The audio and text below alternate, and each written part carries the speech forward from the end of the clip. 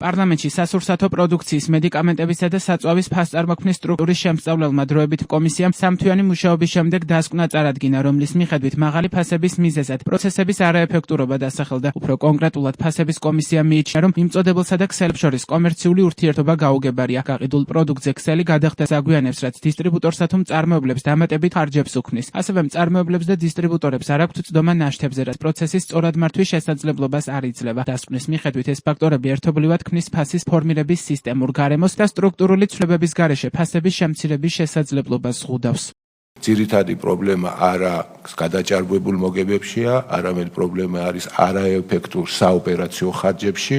ეს რას ნიშნავს? ეს იმას ნიშნავს, რომ ფასწარმოქმნის ჯაჭვში გროვდება დამატებული ხარჯი, რომელიც საბოლოო ჯამში აწვება პროდუქციის თვითღირებულებას და აქ არის მნიშვნელოვანი რესურსი, რომ მოხდეს ამ სტრუქტურის სწორად გადაწყობა, საოპერაციო ეფექტურობის გაუმჯობესება, რაც საბოლოო ჯამში ერთიანობაში გახდის უფრო ეფექტურს და საბოლოო ჯამში მოხმარებელი მიიღებს მნიშვნელოვნად უკეთეს ფასს, ვიდრე დღეს არის ეს ბაზარს. ეს არის ბაზრის ძირითადი პრობლემა. კომისია რეკომენდაციას გასცემს, რომ ეფექტიანი პოლიტიკა მიმართული უნდა იყოს არა ფასების ადმინისტრაციულ კონტროლზე, არამედ ბაზრის სტრუქტურული გაუმჯობესებისკენ, გამჭვირვალობის ზრდისა და ღირებულებათა ჯაჭვის ეფექტიანობის ამაღლებისკენ. ფასების კომისიის თავმჯდომარე მშოთა ბერეკაშვილმა თქვა, რომ აუცილებელია რეგულაციების შემოღება, რომელიც სამართლიან სავაჭრო ურთიერთობებს შექმნის. დასკვნა ეფუძნება ზოგად სტრატეგიულ მიმართულებას, რადგან ეს გაეგზავნება აღმასრულებელ ხელისუფლებას და უფრო დეტალურად იქ უკვე დამუშავდება.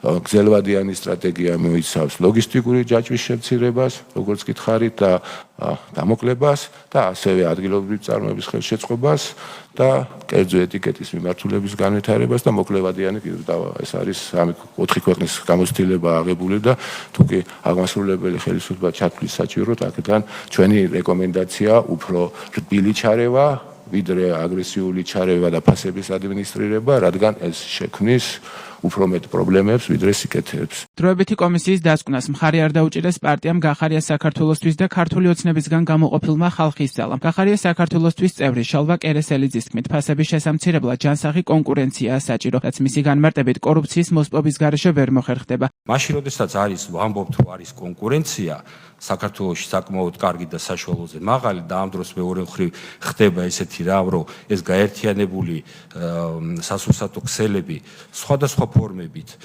მიღებული თუ მიუღებელი ფორმებით აძევებენ მაღაზიებს ბაზრიდან, ეს ალბათ დამეთანხმებით, რომ აქ კონკურენციაზე საუბარი არ არსებობს. როდესაც თქვენ ამბობთ, რომ საქართველოს FMG სექტორში არ არის კონკურენცია, დამისახელეთ წყარო, რომელიც ამას ამბობს. როდესაც მე ვამბობ ჩემ დასკვნაში, რომ კონკურენცია წყარო რა არის, იცი? თინა დამისახელოთ.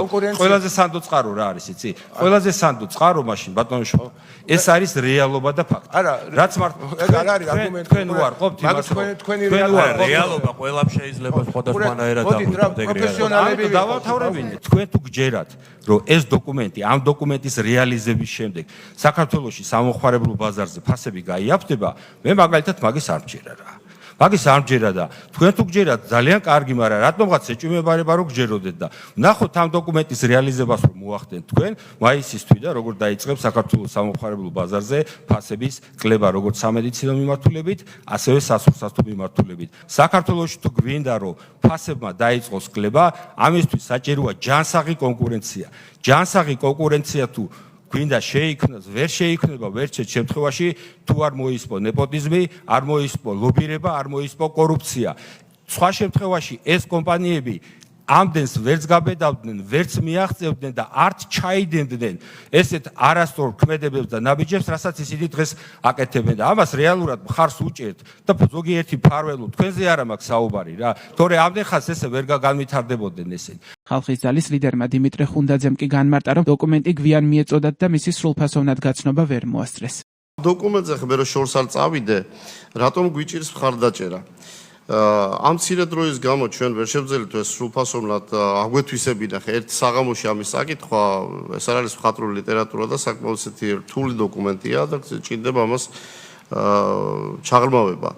და უფრო მეტად რაც შევამჩნიეთ, ეს არის გავს უფრო სამეცნიერო ნამუშევარს, რაც ესაც ალბათ საფუძვლად კარგი გამოსაყენებელია, რომ სწორი რეკომენდაციები იქნას შემუშავებული. ხა 100 გვერდიანი დოკუმენტი მე ვერ ვიტყვი რომ ეს გამოუსადეგარია ან ნაშრომი არ არის პირიქით აპარატს ძალიან დიდი მადლობა და ვიც მიიღო მონაწილეობა ჩვენ პირად არ მიგვიღია ხა კონკრეტიკაში დოკუმენტის ფორმირებაში მიიღო მონაწილეობა მაგრამ ვაფასებ ამას თუმცა რეკომენდაციები კიდევ ერთხელ ვამბობ ნაკლებ წონადად არის წარმოდგენილი ხა იგივე ფარმაკოლოგიურ სექტორში აი კონკრეტული ითხოვეთ თქვენ და ხა კონკრეტულია და ძალიან მძიმეა როცა მონოპოლისტურ ვერტიკალს ისევ აქვს ადგილი ხო არის წარმოებელი იმპორტიორიც დისტრიბუტორიც დამზღვევიც სადაზღვევო კომპანიაც კლინიკაც ოდიშ ვიხდი და რაღაც ხო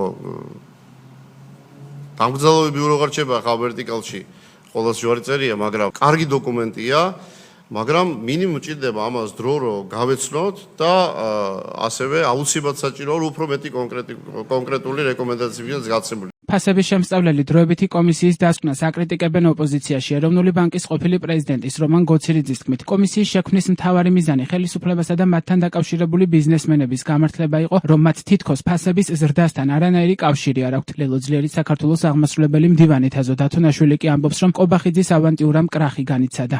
ამ კომისიის შექმნის მთავარი მიზანი იყო გაემართლებინათ საქართველოს მთავრობა და ეროვნული ბანკი, ანუ საქართველოს ხელისუფლება და ამავე დროს მათთან შეკრული ბიზნესი, რომ თურმე ფასების ზრდაში მათ არ მიუძღვით არავითარი როლი. ოღონ არავის დაავიწყდება ის, რომ ქვეყანაში იზრდებოდა და კვლავ იზრდება ფასები. და ამაში არის დამნაშავე მთავრობა. მთავრობისა და მასთან შეკრული ბიზნესის გამამართლებელი კომისიის დღეს არავის ჯერა. ვინაიდან კომისია, რომელიც არ ამბობს მთავარ მიზეზს და ფასების ზრდაში ყოველთვის დამნაშავე არის ხელისუფლება, რომელიც ბეჭდავს ფულს და ეს დაბეჭდილი ფული მოქალაქეების ჯიბეში კი არ მიდის ეს ფული ბობოლა ბიზნესისა და ქართული ოსნების კლანის, ასე ვთქვათ, საოჯახო არხებში გადაედინება. ეს კომისია და მისი მუშაობა ნათლად აჩვენებს, რომ ხელისუფლებას არ გააჩნია არათუ პოლიტიკური ნება, არამედ არც ეკონომიკური ხედვა და არავითარი ინტელექტუალური უნარი, რომ რაიმე ქმედითი შესთავაზოს საქართველოს მოქალაქეებს.